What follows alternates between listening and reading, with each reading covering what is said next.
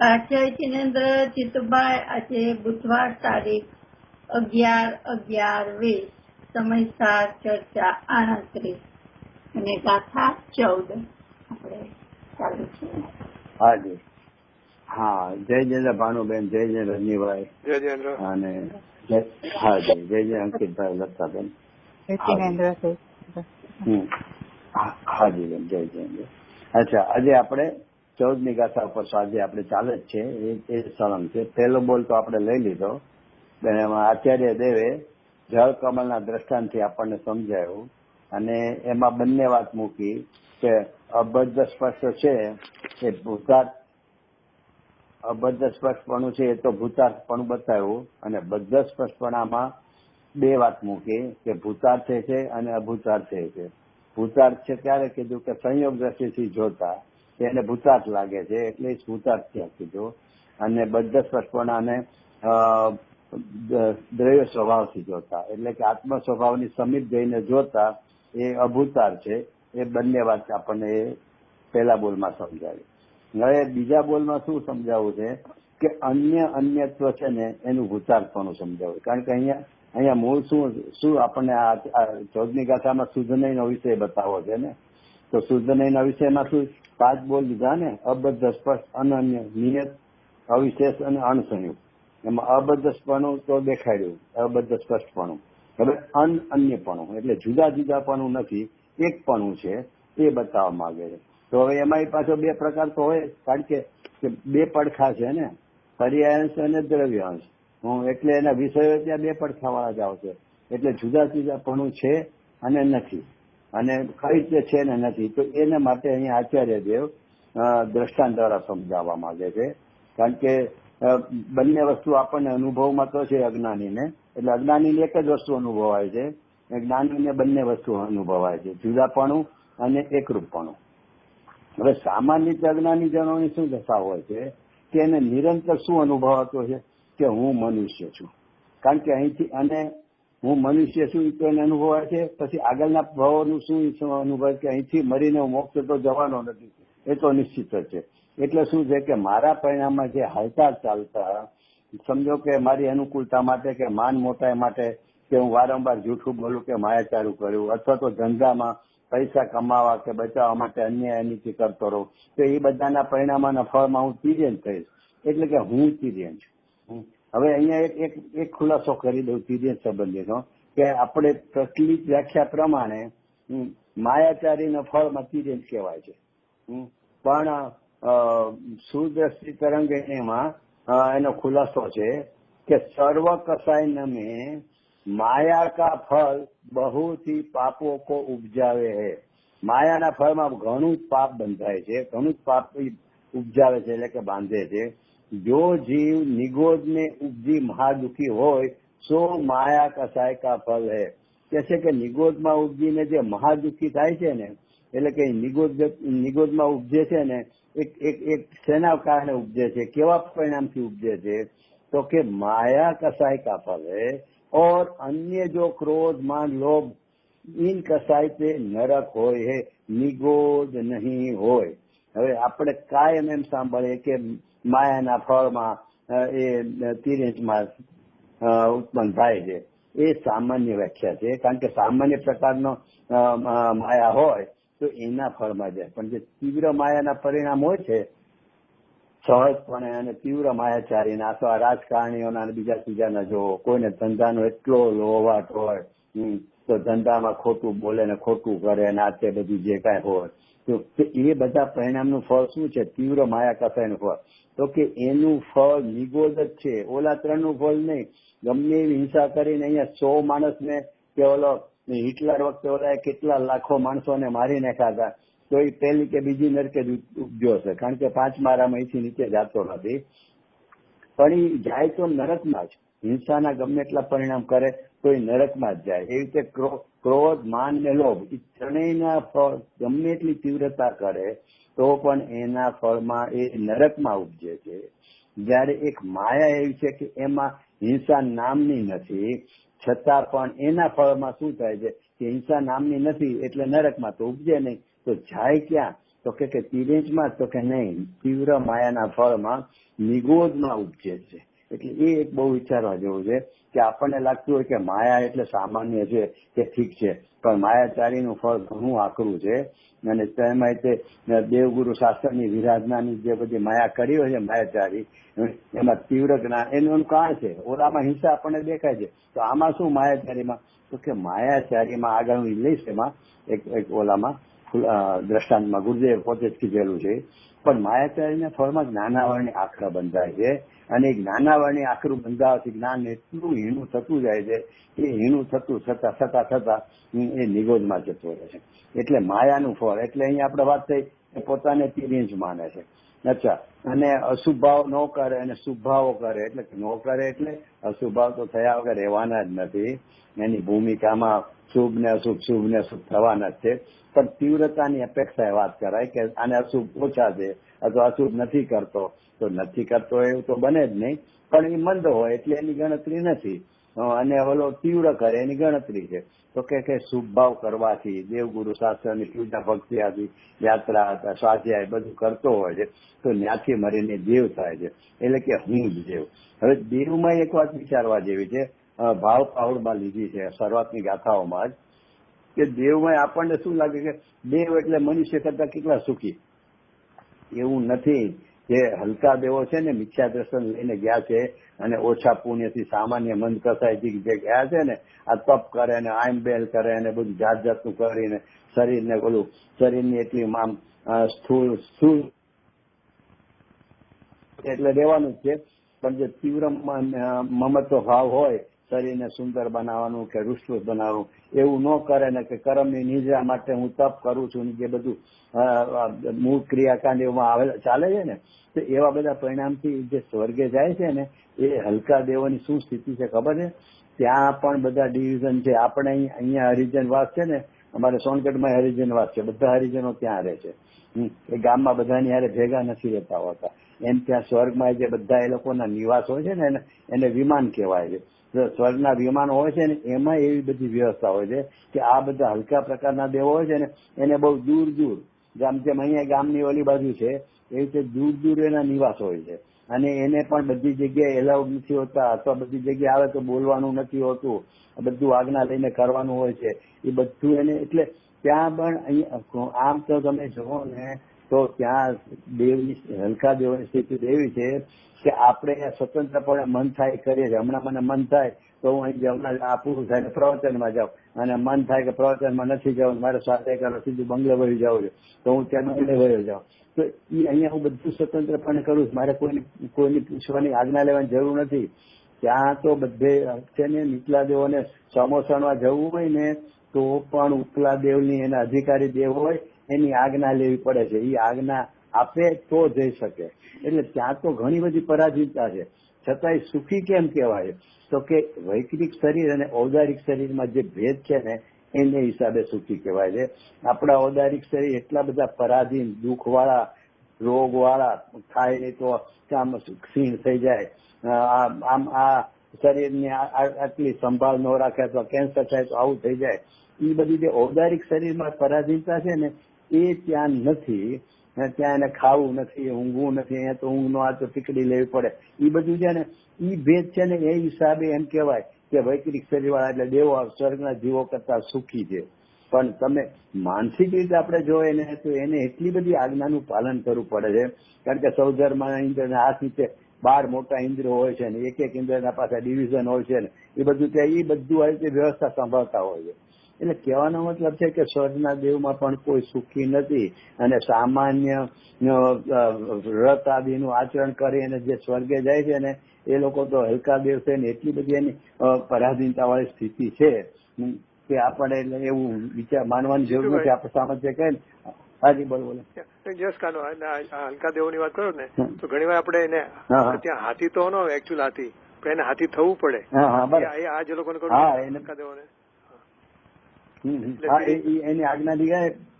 એમાં શું થાય તમને ખબર છે? જે ભગવાનનો એરાવત હાથી છે ને, તો જે એરાવત હાથી બન્યો હોય છે ને, આમ એમ કેવાય કે ઓહો, એને તો ભગવાનનો લાભ મળ્યો, તીર્થંકર બાળક તીર્થંકર એની પર બેસાડીને લહેરુ પર્વત પર લઈ ગયો. પણ અંદરમાં એને એટલી બધું દ્વેષ ભાવ અને ગ્લાની ભાવ હોય છે કે મારે હાથી થવું પડ્યું. આ બધા તો નાચતા કૂદતા જાય છે, મારી ઉપર બેસીને આવે છે સૌધર્મ બધા, અને મારે હાથી થવું. અંદરમાં એવો ને નિરંતર દ્વેષ ભાવ ને અણગમાનો ભાવ રિયાઝ કરે છે. જેમ આપણે કોઈને ત્યાં ગયા હોય ને ત્યાં આપણને એટલું એવા ઇગ્નોર કરે કે આપણે પાછળ વગર આમંત્રણે હારવાર જોડાયા કરવું તો અંદરમાં ખ્યા કરે ને.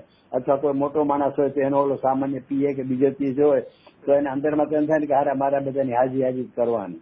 એમ ત્યાં તમે હાથીનું કીધું ને એરાવત હાથી, એ બધાની આદશા છે હલકા દેવોની. કારણ કે ઉપલાના દેવો એને આજ્ઞા કરે અને એને રૂપ લેવું પડે છે.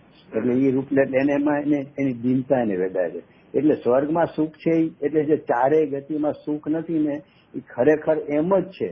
આપણે એનું વૈકરિક શરીર એટલું બધું આગળ કરી નાખ્યું છે કે વૈકરિકતાને લઈને જે વિવિધતા છે ને કે ભાઈ એને ગમે કમરામાં બંધ કરો તો નીકળી જાય, એ અદ્રશ્ય થઈ જાય, જ્યાં જવું હોય ત્યાં ઉડીને વયો જાય, ઉડીને મીન્સ કે અમને આકાશ ગામે વયો જાય અને કોઈને દેખાય બી નહીં. એ બધી જે આપણને વાત લાગે છે ને એટલે આપણને એમ થઈ જાય છે કે ત્યાં બધું ઘણું બધું એ લોકો સુખી છે. બાકી પરાધીનતાને અને પ્રવચન સારમાં આશિક તો લીધું જ છે કે એ લોકો કેટલા દુઃખી છે કે ઓલો જેમ કે પડતું મૂકે ને શિખર ટોચ, પર્વતની ટોચની શિખર ભૃગુ પ્રપાત શબ્દ છે. રજનીભાઈ મોઢે હશે પ્રવચન સાર, એમને ખૂબ વિષય એને કરેલો છે. અને હેમચંદજી બહુ વખાણ કરતા હતા કે એને એટલું બધું તૈયાર કરેલું છે અને સમરી કાઢી છે.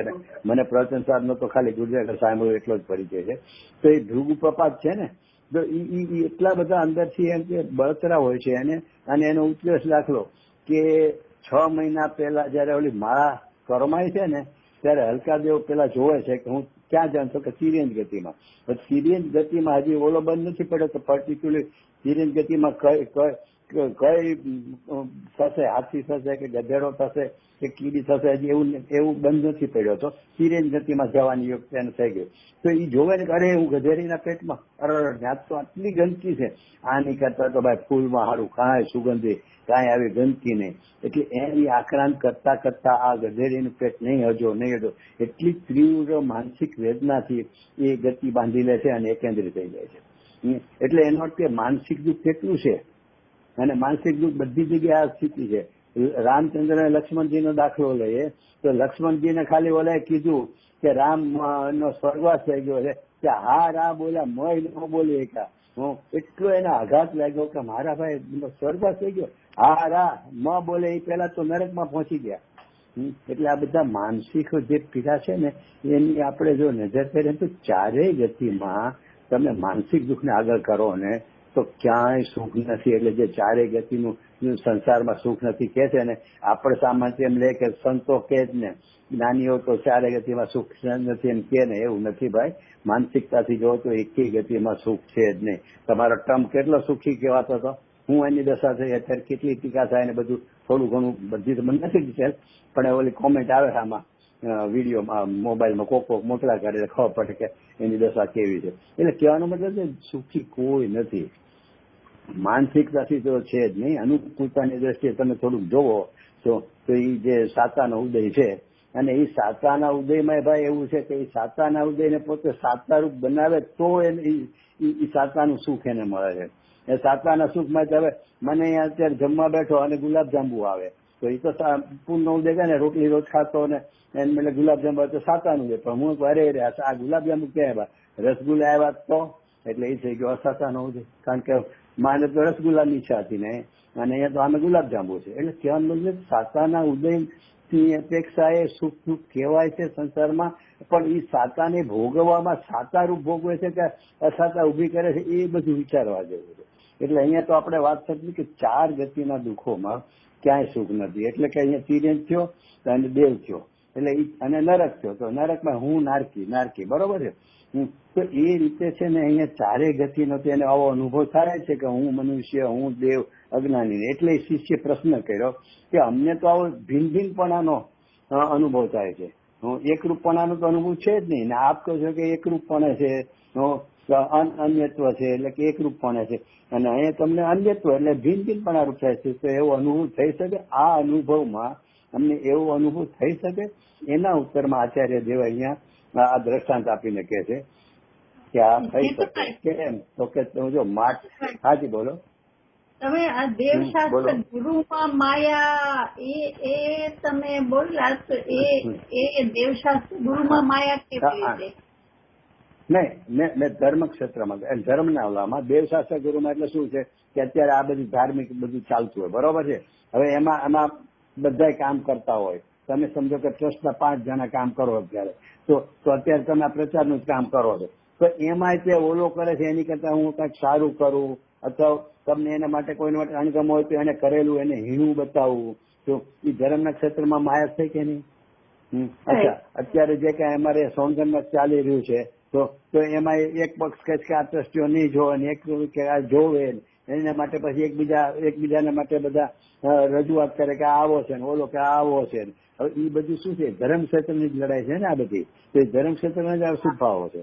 તો અને એક ગાથા તો કંઈક એવી આવે છે કે 12માં કરેલા પાપો ધર્માયતનમાં એટલે આ મંદિર આદિમાં છે ને એ જોવાઈ જાય છે. પણ ધર્મ ક્ષેત્રમાં કરેલા પાપો શું થાય છે તો કે વજ્ર ચડે છે. એટલે એ તો તીવ્ર એવી ગાથા કઈ આવે છે. અને એ ગાથા કરતા મૂળ તો અમે એને આપણે બેંગ્લોરના મંદિરમાં એ ગાથા વાંચેલી. હવે એક્ઝેક્ટ કયા શાસ્ત્રમાં આવે છે મેં ઘણાને પૂછ્યું, બધા વિદ્વાનો કે આવે છે પણ ક્યાં છે એ ખ્યાલ નથી. પણ એ તો આપણે સમજી શકીએ છીએ ને કે 12માં પાપ કરેલા હોય તો અહીંયા મંદિર આદિમાં આવે તો એટલે એને પરિણામમાં કોમળતા થાય છે ને. તો એટલે એમ કહેવાય કે જોવાઈ ગયા. જોવાતા તો નથી, હકીકતમાં તો કોઈ અહીંયા પ્લસ માઇનસ થતું જ નથી. હુકમચંદજી તો ઘણા વર્ષોથી આ કહે છે કે ભાઈઓમાં અથવા તો બેંક બેલેન્સ શીટમાં પ્લસ માઇનસ થઈને તમારે બાદબાકી થાય ને જમા થાય એ બધું થાય. પૂર્ણ પાપમાં એવું થતું જ નથી. તમે એક શુભભાવ કરો તો એનું ફળ તમારે ભોગવે જ છૂટકો, અને જેટલો અશુભાવ કરો ને એ અશુભનું ફળ એ ભોગવે જ છૂટકો. આગળ પાછળ થાય બંને હારે ભોગવવું પડે એવું જરૂર નથી, કારણ કે એ બંધ જ એવી રીતના પડ્યો છે કે એનો ઉદય આવવામાં ફેર હોય છે ટાઈમિંગમાં. એટલે કોઈને આગળમાં થાય કોઈને આગળ. એટલે અહીંયા ઘણા છે ને અશુભાવે કર્યા અને શુભભાવે કરે તો કઈ એવું જરૂર નથી કે એક જ ભાવમાં એ બધું એને ભોગવવા મળી જાય. પેલા એ તિરંજમાં હોય જાય, તીવ્ર સકા અહીંયા પાપ બાંધેલા હોય અને પછી પુણ્ય બાંધેલા. તો એ એક અપકર્ષ ને ઉપકર્ષની વાત છે. એ તો બહુ રેર કેસમાં અને તીવ્ર પરિણામથી હોય છે ને. અને કોઈ એવું ઉદય હોય કે ભગવાનના મુનિરાજ આવે ને આ ઓલું કે છે ને બેડીનું બંધન હોય તો છૂટી જાય, અથવા મુનિરાજ ને ઓલા 48 તાળા છે ને ભગવાનની ભક્તિ ઉપાડે ને ઓલા તાળા છૂટી જાય. એ બધી જે વાતો છે ને એ તો બધું છે ને સાચી છે, કોઈ સવાલ નથી. પણ એ ઉત્કૃષ્ટ પરિણામનું હોય છે અને એ વખતે પાછું દેવકૃત હોય છે. એ ઘણી વાર છે ને આપણે દેવકૃતનું કહેતા જ નથી હોતા કે આ બધું દેવ કરે છે એવું. દાખલા તરીકે શ્રી કૃષ્ણનો જન્મ થયો તો કે ઓલી જેલમાં થયો તો કે એના એટલા પૂર્ણ હતા ને કે આમ જાય કે દરવાજો ખુલી જાય, નદી તો કે નદી 2 ભાગમાં વહેંચાઈ જાય ને આમ ને તેમ. એ બધું દેવકૃત હોય છે. પણ આપણને ત્યાં શ્રીકૃષ્ણના બાળક શ્રીકૃષ્ણ એટલા પૂર્ણ લઈને જન્મો છે એ બતાવવું હોય એટલે શું કરે કે દેવને આગળ કરે તો ઓલું ઢંકાઈ જાય. એટલે એનો પગ અડ્યો અને દરવાજો ખુલી ગયો. હવે ભાઈ પગ અડ્યો દરવાજો ખુલી તો પછી જન્મ શું કામ અહીંયા? મહેલમાં જન્મવું હતું ને ભાઈ. બધા પુણ્યના પ્રકારે એવા જ હોય છે. હવે ઓલો બળદ લઈને આગળ બળદ હાલે દીવો લઈને અને નદીમાં 2 ભાગ કર્યા. અરે પણ એવું કરવા કરતા જ્યાં જેલમાં જન્મો ત્યાંથી જ એને ઉંચકી અને સીધો ઓલા ત્યાં મૂક્યો હતો દેવે. આવી બધી શું કામ કરી? ઓલા વર્ષે વરસાદમાં હાલવું પડે ને નદીના 2 ભાગ થાય એમાં હાલવું પડે. એ બધા પુણ્યના પ્રકાર એવા હોય છે. એ પુણ્ય કહેવાય પણ એ બધા સડેલા પ્રકાર જ કહેવાય. નહીં તો અહીંયા જન્મ પેલા તો અહીંયા જન્મે શું કામ નથી કરતા? તો તમારે એટલા સારા પુણ્ય છે તો. એટલે પુણ્યમાં ક્યાંય હરખાવું જેવું નથી. પુણ્ય છે ને હંમેશા સડેલા જ હોય છે. એ ચક્રવર્તી ને સનત કુમાર ચક્રવર્તી શું દશા થઈ? આવો મોટો ચક્રવર્તી અને જરાક ગર્વ કરવા ગયો કે હમણાં હું તૈયાર થઈને પછી મારું રૂપ જોજો. ત્યાં તો બહાર આવે ઓલો કે અમે તમારે થૂકો તો ખરા, તમારા શરીરમાં કીડા પડી ગયા છે. એટલે તમારા શરીરમાં થૂક ને બધું ઝેર જેવું થઈ ગયું. જે કીડા ઉપર આમ થૂક પડશે ને ત્યાં બધું મરી જાય છે. એટલે કહેવાને પછી પાછો સ્કોર રહ્યો. એટલે ક્યાંય છે ને પૂન કે પાપ એટલે એનું જે ફળ શુભ ને અશુભ. એટલે જે 77મી ગાથામાં કુંકુંદ આચાર્ય કીધું છે ને એ એટલું દ્રઢ કરવા જેવું છે કે શુભ ને અશુભમાં ભેદ પાડે ને એ ઘોર અપાર સંસારમાં રખડશે. આચરણની વાત નથી. આચરણમાં તો એને એવા જ ભાવ હોય કે જેટલું પાપ ઓછું થાય એટલું કરું, ચાલો મંદિરે જાઓ, સ્વાધ્યાય કરું, મારે ટીવી નથી જોવું, આ શું રિઝલ્ટ આવ્યું નથી જોવું મેચનું, એટલે એવા આચરણમાં તો ભેદ પાડ્યા વગર રહે જ નહીં, અને ભેદ ન પાડે તો એ સમજો જ નથી. પણ ભેદ પાડવા છતાં મૂળ શું હોવું જોઈએ કે આ બંનેનું ફળ તો આ જ છે, 4 ગતિમાં. એટલે ત્યાં અભિપ્રાયની વાત છે કે એટલે ઈ વાત છે ને બહુ મુખ્ય રાખવા જોઈએ. એટલે અહીંયા હવે આચાર્ય જે છે ને એ કહે છે કે તને જે આ 4 ગતિના ભેદ લાગે છે ને કે ભાઈ હું મનુષ્ય, હું નારકી, હું દેવ, હું તિર્યન, તો કે એ બધા ભેદો દેખાય છે, અમને તેનો જ અનુભવ થાય છે. તો ઓલો એક રૂપ છે એનો અનુભવ કરવો છે તેને થઈ શકે ખરો? તો કે હા. એટલે દ્રષ્ટાંત આપો છે બીજું આચાર્ય. પેલું ચોલામાં આપી દીધું સ્પર્શ માટેનું, અબદ્ધ સ્પર્શ. હવે અહીંયા બીજામાં એક દ્રષ્ટાંત આપે છે કે માટીમાં જે ઘડો હોય, કોળિયું હોય, પછી રમકડું હોય છોકરાનું, અથવા શોકેસમાં મૂકવું હોય, એ હોય, એ જુદા જુદા પાત્રો જુદા જુદા હોય છે ને. તો એ જુદા જુદા પાત્રોને જોતા એ પાત્રો છે ખરા, એટલે કે એવું પાત્ર વિષય જ નથી. જુદા જુદા સાંગ એટલે નરક, દેવ આદિ, મનુષ્ય આદિ છે જ નહીં. એમ નહીં, એક રૂપણું અમે બતાવવા માંગે તો ઓલું અનેક રૂપણું છે જ નહીં, એમ નહીં. એ તો એ વિષય તો ચોક્કસ છે જ. એટલે કે કઈ રીતે તો કે આ બધા પાત્રો તો છે જ, ઘડો છે ને કુંડું છે ને રમકડા છે, બધું એ છે તો ખરું જ. હવે એ છે એનું જો લક્ષ કરીને તું જોઈશ ને તો ત્યારે ચોક્કસ છે. એટલે તો આપણે ભેદ પડે છે કે મને આ ગમે છે ને આ નથી ગમતું. 4 રમકડા હોય તો આ રમકડું ગમે છે ને આ રમકડું નથી, કે શોકેસ માટે નથી ગમતું. તો એનો અર્થ કે છે તો ખરું જ, નથી એમ નહીં. અને એનું લક્ષ કરે છે ને ત્યારે છે. તો કે એટલે એનો અર્થ કે જે માટીના જે આ 4 બધા પ્રકારો કીધા, તો કે એ 4 પ્રકારો છે ખરા, માટે ભૂતાર છે. તો પણ શું? તો કે 4માં શું છે? તો કે એને તું પાત્રનું લક્ષ છોડીને તું માટી જોઈએ તો તને બધામાં એક માટી જ ભાસશે. એટલે અસ્ખલિત કીધું. એટલે સ્ખલન એટલે શું? તો કે હમણાં અમારે વરસાદ બધે બહુ થાય ને શિમલામાં કે બીજી બાજુ, તો કે ભૂસ્ખલન થયું. એટલે ઓલો પહાડ છે ને, એ પહાડની માટી એ સ્ખલન એટલે ખીસકી ગઈ, બધી ઢળી પડી, એનું સ્થાન છોડી દીધું. એટલે કે એને બદલે અહીંયા એની વિરુદ્ધ કહે છે કે અસ્ખલન વાળો સ્વભાવ. એટલે કે એક રૂપણું છે ને આત્માનું, એ અસ્ખલન સ્વભાવ વાળો છે. એની સતી જઈને તું જોઈશ ને તો કે એ તો જીવમાં લીધું, પણ એ માટીમાં કે માટીનું અસ્ખલન પડ્યું. એટલે માટી પણ જ રહે છે. એ 4 વસ્તુ પાત્રો લીધા, એ પાત્રોનું લક્ષ છોડ તો એકલું માટીમાં પણ છે.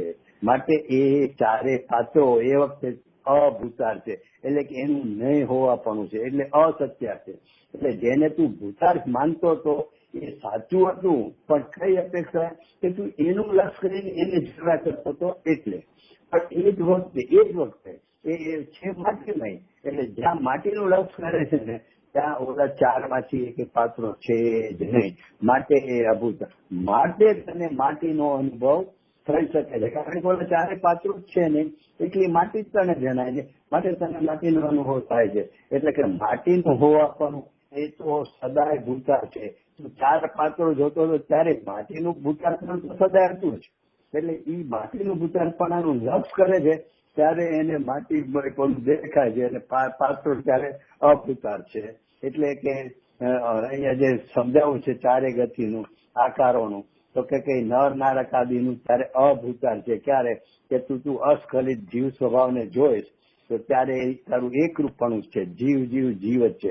કારણ કે 4 ગતિમાં, એટલે એ તો ત્યાં દાખલો આપ્યો. એટલે કે નર નારક આદિ જે 4 ગતિમાં એ મનુષ્યપણું છે, દિવ્યપણું છે, દેવપણું છે તો ખરું જ.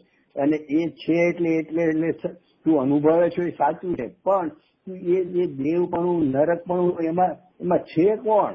તો કે બધામાં જીવ છે. જયારે નર હતો ત્યારે એમાં જીવ છે, દેવમાં જીવ છે, તિર્યજમાં જીવ છે, અને નરકમાં જીવ છે. એટલે બધે જોવો તો છે ખરેખર તો એ બધામાં જીવ જ છે.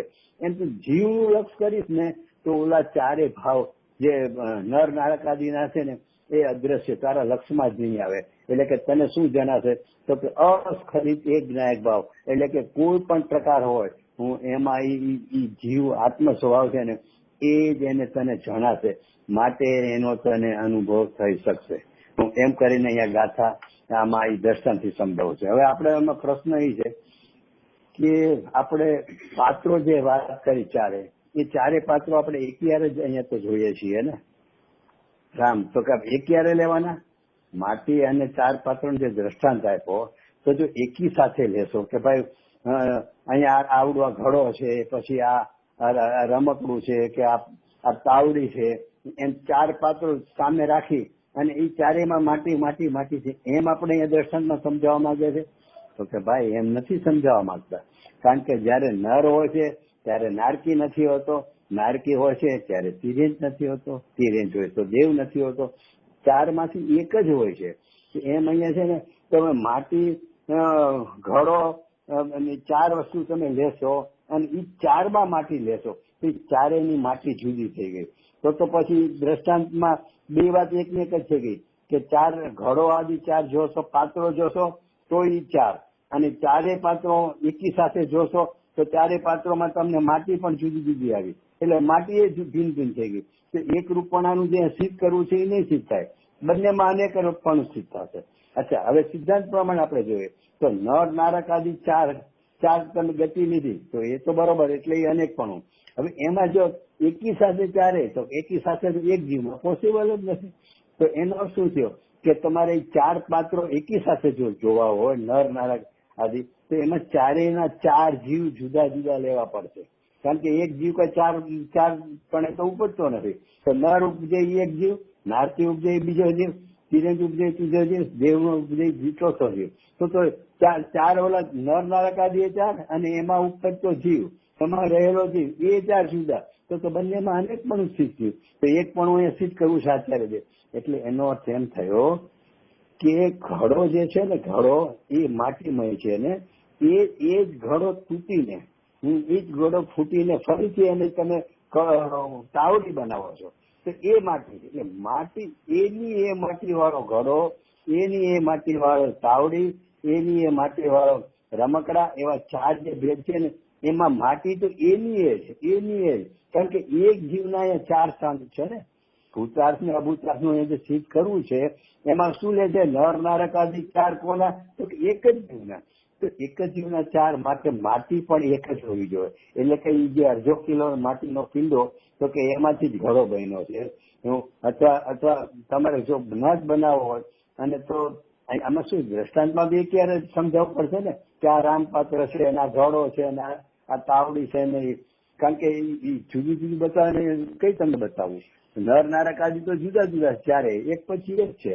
તો પણ અહીંયા સમજાવવા માટે ચાર પાત્રો, પણ એ ચારે પાત્રો એકી સાથે ભલે કીધા, પણ ખરેખર ચારે પાત્રો વારાફરતી છે, એમાં માટી એની છે.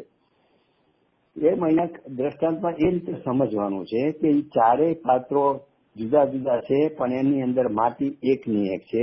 એટલે કે એ ચાર પાત્રને જોતા ભલે ભિન્ન ભિન્ન પણ સત્ય છે, પણ એ દરેક પાત્રમાં રહેલી માટી તો એની જ છે. જે રામપાત્રમાં માટી હતી એ જ માટી ઘડામાં છે. એટલે માટીનું માટીમય પણ બધામાં એક રૂપપણે રહેલું છે. એવી રીતે નર નારકાદિના જે આકારો દેખાય છે. અચ્છા, બીજી વાત કે અહીંયા છે ને, આ બોધ ક્ષેત્રનો છે, અથવા તો વ્યંજન પર્યાયનો છે.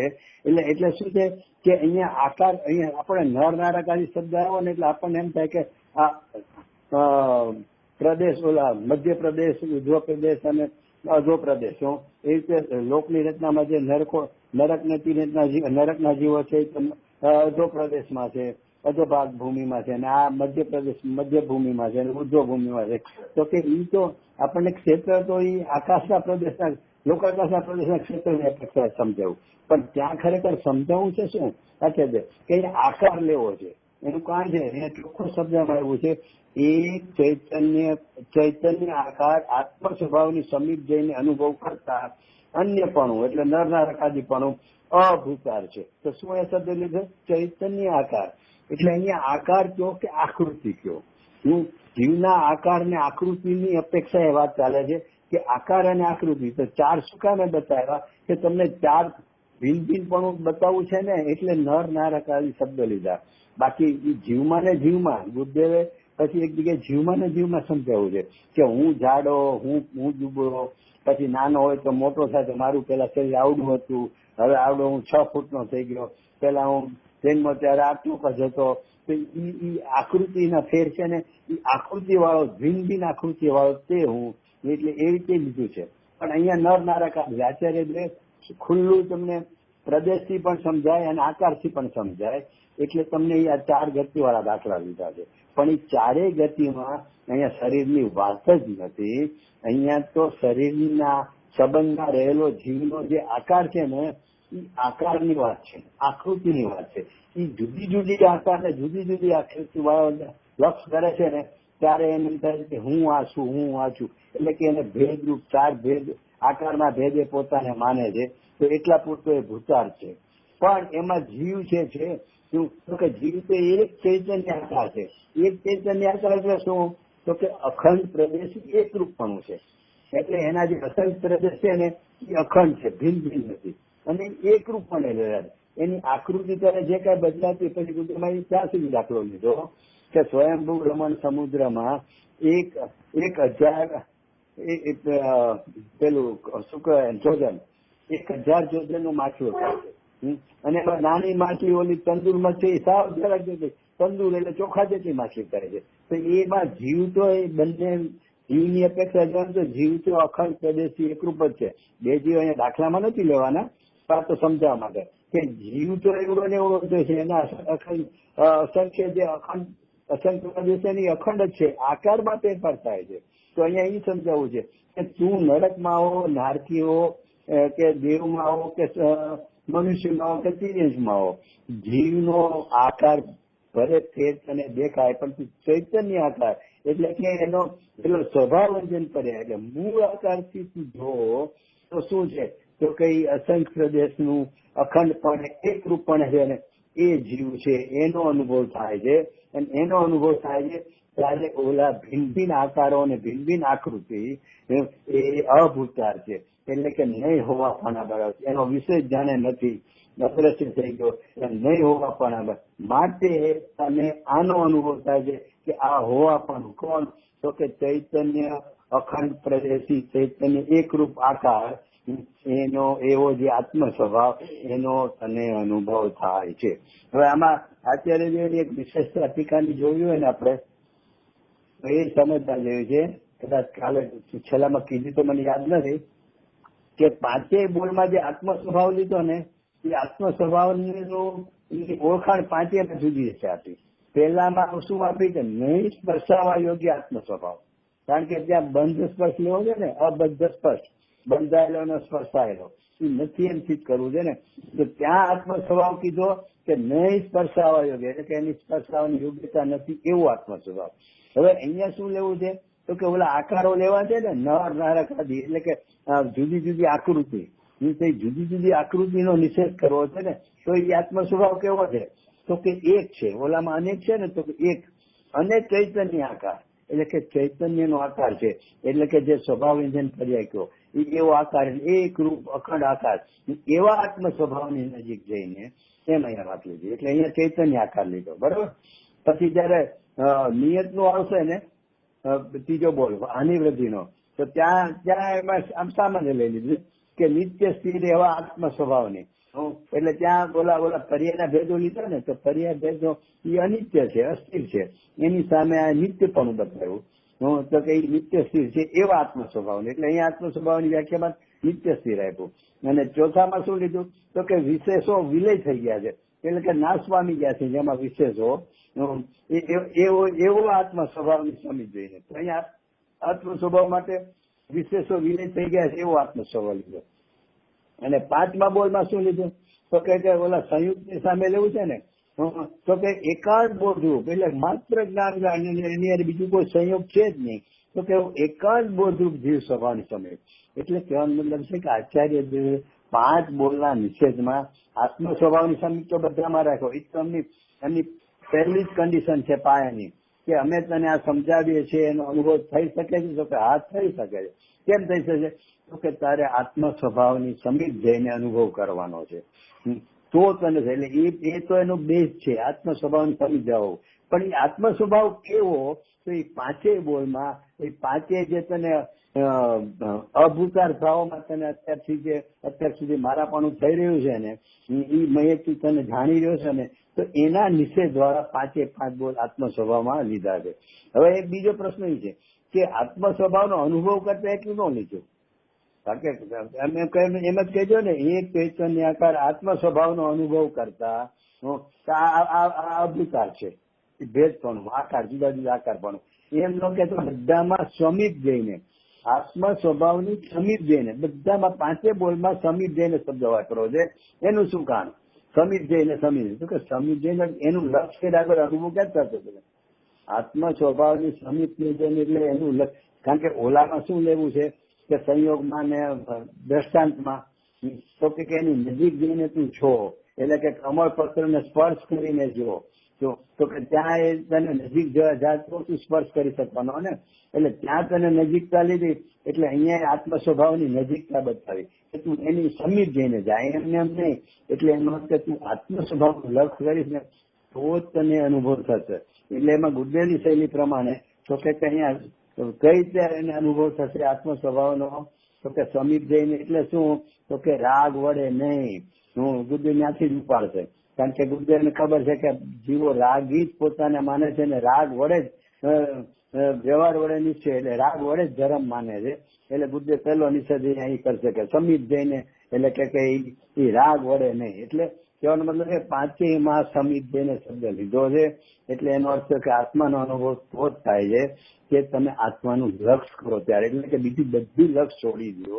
બીજા બધે લગાની લક્ષ ક્યારે છૂટે છે કે બધામાં મારાપણું અથવા મહિમાપણું છે, એ મહિમાપણું એનું છૂટે ને ત્યારે એનું લક્ષ ત્યાંથી છૂટે. જ્યાં સુધી પરમાં મહિમાપણું રહેતું હશે ત્યાં સુધી, જેમ લોકો દાખલો આપે છે ને કે ઘરમાં ગમે એટલી સુંદર સ્ત્રી હોય પણ ઓલી જેના પરિચયમાં આવ્યો ને એની જેને એટલી સુંદરતા લાગે છે એટલે એને છોડી જ નથી શકતો. હોય છે તો ઘરમાં સુંદર સ્ત્રી, પણ છતાં બહારની કોઈ બચ્ચન સ્ત્રી હોય ને એના નખરાની બધી એની સુંદરતા એવી લાગે કે એ સુંદરતાને જ્યાં સુધી બહારની સ્ત્રીની સુંદરતાનો મહિમા રહ્યા કરે ત્યાં સુધી એનો સંગ છોડી નથી શકતો.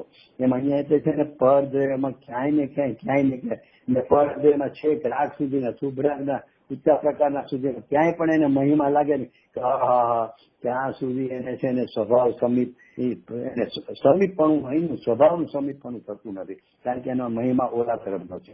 એટલે અહીંયા આચાર્ય દેવ સમીપપણું શબ્દ વાપરે.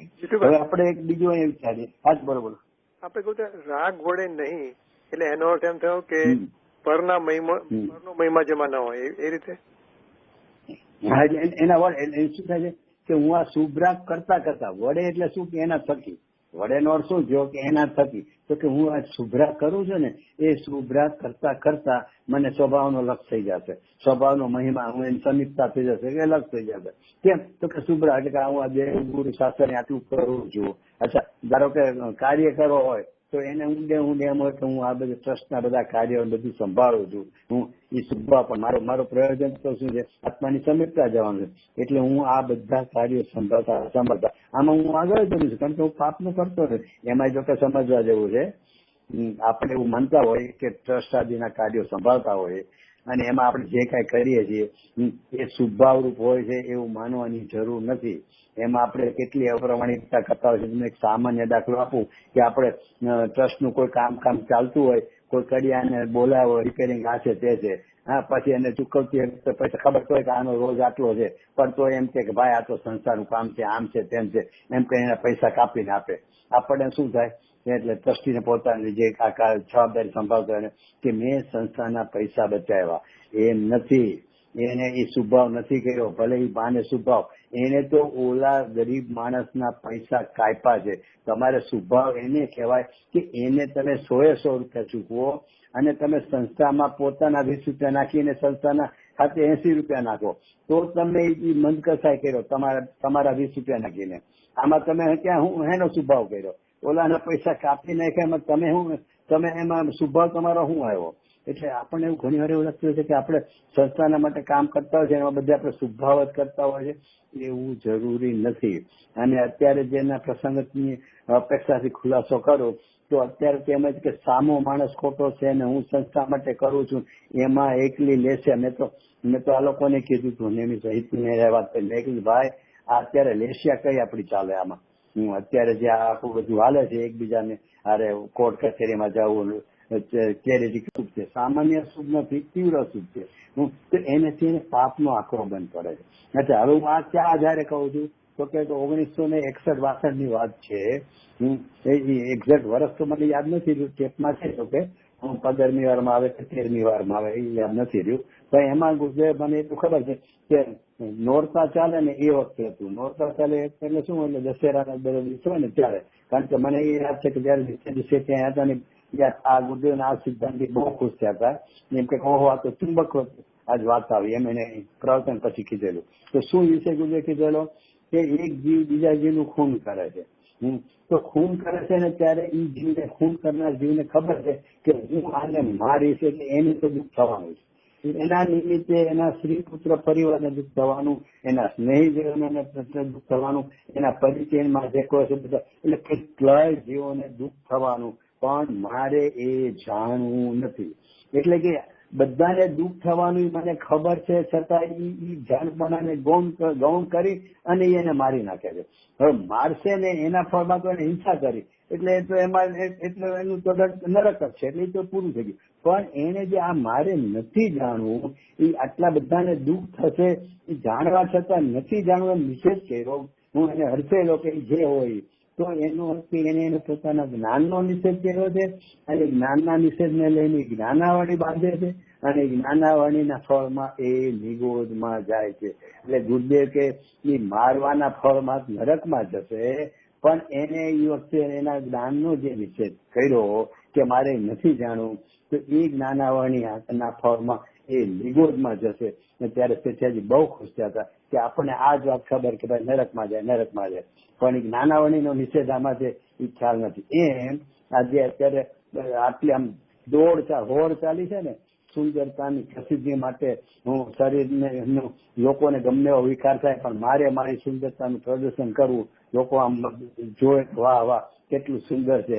અંદરમાં તો એકલી જણા એવા નહીં હોય કે દવા ખાધા વગર જીવતા હોય, તો બીપી હોય આ હોય ને તે હોય, પારો છતાં પણ એને પોતાની બહારની સુંદરતા દેખાડવાની જે તીવ્ર લાલસાની હિસાબે જે ફેશનની દોડમાં ચાલે છે ને, તો કે તમને બીજાને વિકાર થાય તમને ખબર હોવા છતાં મારે એ નથી જાણવું. એમાં જ્ઞાનાવરણીનો દોષ છે, જ્ઞાનાવરણીનો બંધ થાય છે. અને એ કદાચ તીવ્ર ન હોય તો કાળક્રમે પરંપરાએ તમને ક્યાં લઈ જશે એ ગુરુદેવ ઓલા ખૂનીના દાખલામાં સમજાવ્યું છે. એટલે એ એક સમજવા જેવું છે. અને બીજું અત્યારના હરવા વાત નીકળી કહી દઉં, ગુરુદેવને છે ને 1961-62 જશે આવી રશિયામાં એક મોટું એક્ઝિબિશન બનાવતું ફોટોગ્રાફરોનું, કે દુનિયાભરના સાધુ સંતના ફોટો રજૂ કરવાના હતા. અને એમાં કોને પહેલો નંબર આવી હતું? તો એમાં કોનો પહેલો નંબર આવ્યો? આખી દુનિયાના ફોટોગ્રાફરોના સાધુ સંતોના ફોટા જેને રજૂ કર્યા હતા પ્રદર્શનમાં. એમાં અમદાવાદનો તો ક્યાંકનો ખબર, અમદાવાદ હતું ને 5000 ફોટો હતા. હા એવું હતું ને, 5000 ફોટા. એમાં એનો નંબર આવ્યો. અને એનો નંબર કઈ રીતે પેલો આવ્યો? તો કે એના ફોટા તો બધા ઉત્કર્ષ હતા, પણ એમાં એને સૌથી ઉત્કર્ષ ફોટો પહેલા નંબરનો ફોટો કયો? તો કે ગુરુદેવનો આપણે જે મોટા ભાગે બધા પુસ્તકોમાં બધે ત્યારે નાખીએ છીએ ધ્યાન મુદ્રા વાળો. સવારના પોરમાં એને 4 વાગ્યામાં આવી અને ગુરુદેવ ધ્યાનમાં બેઠા હતા. ગુરુદેવને ખબર નહોતી અને ફોટોગ્રાફરે ફોટો પાડ્યો હતો. એ ધ્યાન મુદ્રા વાળો ફોટો છે ને એ 5000માં પહેલો નંબર આવ્યો. હવે એ બધી વાત ગુરુદેવને બપોરે બધા ભાઈઓ ભક્તિ પછી બેઠા હોય ને ત્યારે એ ભાઈ વાત કરી કે સાહેબ આવું થયું રશિયામાં, આ ફોટોગ્રાફ પહેલો નંબર આવ્યો ને એનું કામ આપના ફોટાથી આવ્યું અને આ ફોટો છે એનો આ પહેલો નંબર આવ્યો. ગુરુદેવ કઈ રસ જ ન લીધો, કઈ જવાબ જ ન દીધો. ઓલું જયારે ઓલું વારે વાંચતા હોય ને જૈન સંદેશ નાતે બધું, હું એમાં મોઢું રાખીને એમને સાંભળેલું, કઈ હોકારો ન દીધો. થોડીક વાર છે ઓલા ભાઈ ને રહેવાનું નહીં, ત્યાં ગુરુદેવને લક્ષ્મણ હશે હું બડબડ કરી ગયો. એટલે ફરીથી એને કીધું સાહેબ આમ હું કહું છું આમ થયું છે. પછી ગુરુદેવ શું કરવાની જવાબ દેવો પડે. ગુરુદેવ કે ઘરના હું વખાણ કરવા, આમ તેને એટલું અરંગબો કહીને કીધું. આપણે કોઈક માણસ કઈ ખરાબ હોય ને એની કોઈક વાત સારી કરે ને તો કે એ માણાની હું વાત કરવાની, એના હું વખાણ કરે. આપણે અરંગમો કરીએ ને એમ ગુરુદેવ કે હું જળના વખાણ કરવાનું. સાહેબ આખી દુનિયામાં પહેલા નંબર તમારા ફોટાથી આવ્યા, તમારી મુખ મુદ્રાથી પહેલો નંબર દુનિયામાં આવ્યો અને તમે કહો છો જળના વખાણ કરવા. એટલે જ્ઞાની શું કામ એમ કીધું કે એટલા માટે કે એમને શરીરની સુંદરતાથી સુંદરતા ભાસતી જ નથી. હું જેને શરીરની સુંદરતાથી હું સુંદર છું ભાષે છે એ તો પોતાને શરીર રૂપ માને છે, એ તો અજ્ઞાની છે. એટલે અને આપણી દશા શું થઈ છે કે આ પંચમકાળ દિવસો છે નીચે ઉતરતો જાય છે ને, એટલે સાધનો બધા હોય છે ને એ વિશેષ મિથ્યાત્વને દ્રઢ કર્યા હોય છે. કઈ રીતે? તો કે આપણે પેલા શું હતું કે ખાલી આ શરીરની સુંદરતાથી મારું શરીર સુંદર, શરીરની સુંદરતાથી મારું સુંદર, એ તો એને ખબર છે. હવે એને એટલે શું થયું કે હવે મોબાઈલમાં હજારો ફોટા પાડે અને એ પાછા વોટ્સએપમાં મોકલે કે હજારો માણસો જોવે કે હું સુંદર છું. એટલે મારી સુંદરતા ખાલી શરીરથી જ ન રહે, મારી સુંદરતામાં કેટલી બધી છે તો કે ફેસબુકમાં હજારો માણસો મને સુંદર માને છે. એટલે 1000 ગણી સુંદરતા છે. એક શરીરથી પેલા હતી, એક શરીરની સુંદરતાથી પોતાને સુંદર માનતો હતો. હવે પોતાની સુંદરતાની પ્રસિદ્ધિ હજારો માણસોને દેખાડે અને હજારો માણસો મને ફેસબુકમાં જોઈ અને મારી સુંદરતા વખાણ, એટલે મારી સુંદરતા જોવે છે. એમ કરીને હજારો ગણી સુંદર હું સુંદર છું. એટલે મિથ્યાત્વ કેટલું ગાઢ કરતા જાય છે. આપણને આવો કઈ વિકલ્પ જ નથી. આપણે તો નિકટવર્તી સ્થિતિ છે ને એટલે આ સંશોધન કરીએ. આપણે દુનિયા માટે નથી કહેતા, જેને જે કરવું મુમુક્ષુ માટે એને જેને જેમ દેવું દેવે. પણ હું તો આપણે કહું કે ગુરુદેવને પોતાનો ફોટો વખાણ કરતા તો જળના હું વખાણ કરવા, અને આપણે હજારો ફોટા તારે બાજુ ડિસ્પ્લે કરી ફોટા. હા, અરે ભાઈ શું કરે છો તું? અચ્છા, અને બીજી વાત, અહીંયા જે આખી આપણે વાત કરી ને સુંદરતાની નાતે અથવા તો નરક આદિમાં આ મનુષ્ય ઓલો 1000 જોજનનો મચ્છની બધી વાત કરીને, ખરેખર અહીંયા એ વાત જ નથી. એ તો શરીરના આકારની બધી વાત છે. અહીંયા તો જીવના પરિણામની હારે વાત છે. જીવની પરિણામની વાત ચાલે છે ને. બધા સ્પર્શપણું અનન્યપણું ને અન્યપણું એ બધું શેનું હાલે છે? બીજાનું ને, એટલે કે શરીરનું નથી એમાં લેવાનું. અહીંયા શેનું લેવાનું છે? તો કે શરીરની અંદર જે રહેલી આકૃતિ છે ને, એટલે અખંડ અસંગ પ્રદેશીનો જે આકાર છે ને, એ આકારના ભેદની વાત છે. અહીંયા વ્યંજન પર્યાયની વાત છે ને. એટલે આપણને શું છે કે ઓલા પ્રદેશ ઓલા લોકના પ્રદેશથી આપણે વિચારીએ ને, આપણને એમ થાય કે ઓલો નારકીનું શરીર ને દેવનું શરીર, એ શરીરની એ વાત નથી. પણ શરીરની સુંદરતાની વાત તો બહુ આગી રહી ગઈ. અહીંયા તો છે ને શરીરમાં જે જીવ છે ને, એ જીવનો જે આકાર એ હું છું. નરકનો જે આકાર, નરકના જે એટલે કહેવાનો મતલબ છે અહીંયા આકૃતિની આકારની વાત છે, એ જીવની વાત છે. અને એ આકાર ને આકૃતિ છે એ હું છું. તો કે એ અભૂતાર છે હું, અને એક રૂપ અખંડ જે પ્રવૃત્તિ છે હું, એક ચૈતન્ય આકાર વાળો જે આત્મ સ્વભાવ છે એ હું છું. એનો અનુભવ એની આ વાત ચાલે છે. એટલે અહીંયા આકૃતિ પણ જીવના પ્રદેશોની અસંખ્ય પ્રદેશી છે એના આકાર ને આકૃતિની વાત છે. શરીરથી તો ખાલી આપણને એમાં અહીંયા સમજાવ્યું, કારણ કે રામપત્ર ને બધા બહારના પદાર્થથી સમજાવ્યું. એમ શરીરને નરકનું શરીર ને દેવનું શરીર એ રીતે સમજાવ્યું છે. પણ ખરેખર તો અંદરની આકૃતિ છે ને, એમ ગુરુદેવે ખુલાસો કર્યો છે કે ઓલી વાત જ નથી અહીંયા. અહીંયા તો કારણ કે અહીંયા તો અબદ્ધ સ્પર્શ ને બદ્ધ સ્પર્શ એ તેની વાત લીધી છે. જીવના પરિણામથી છે ને, દ્રવ્ય સ્વભાવ ને પર્ય સ્વભાવ છે. એટલે જીવની અંદરની જ આ બધી રમત છે કે આને તું માનીશ તો પર્યાય સ્વભાવ કરીશ, અને આનો સ્વીકાર કરીશ, આનામાં અહમ પણ કરીશ તો દ્રવ્ય સ્વભાવ થઈ જશે. એટલે અહીંયા બેની જ વાત ચાલે છે, ઓલી તો વાત છે જ નહીં. એટલે એ રીતે આપણે અહીંયા આવડો જે બીજો બોલ છે એ પૂરો કરી દેજો ભાઈ. આ વિભાવ વ્યંજન પર્યાય થઈ ને આમે, એટલે એ તો વિકાર. હા બધા જુદા બરોબર બધા બરોબર. એટલે એની સામે એની એક ચૈતન્ય આકાર એ છે સ્વભાવવ્યંજન પર્યાય, એક ચૈતન્ય આકાર બરોબર. અને આ છે ને સમ્યક દર્શનની ગાથા છે. એટલે એની સામે મિથ્યાત્વનો પ્રકાર કયો એટલે મેં આ લીધો કે શરીરની સુંદરતા એ હું, એટલે એ મિથ્યાત્વનો પ્રકાર. એ સમ્યક દર્શનની ગાથા છે તો આપણામાં મિથ્યાત્વ શું પડ્યું છે? શું મિથ્યાત્વની વાત છે? બહારના મિથ્યાત્વથી, એટલે કે બહારના નિમિત્તોથી જે મિથ્યાત્વ છે. ઓલું અંદરમાં તો અહીંયા સમજાવવું જ છે કે આકારના જુદા જુદા આકારની આકૃતિ થાય છે, નર આકારની, એ હું, એ જ મિથ્યાત્વ છે. પણ અહીંયા આપણે તો એની હરોળ આવી જઈ લીધું કે કારણ કે 1000 જોજન મર્ષ એ બધું ગુજે લીધું ને, એટલે આપણે શરીરની સુંદરતાની ગુજે ઘણી વાર વિશે નિયમ સારના પ્રવચનમાં તો આવે જ છે કંઈ કે હું સુંદર છું, હું શરીરની સુંદરતા પોતાના શરીરમાં છું. આપણે જે પ્રાપ્ત પર્યાયમાં પોતાપણું કરીએ છીએ ને, એટલે કે જે પર્યાયમાં હોય બરાબર. અને એના માટે તો બેન સારા સનત ચક્રથી યાદ કરી લો.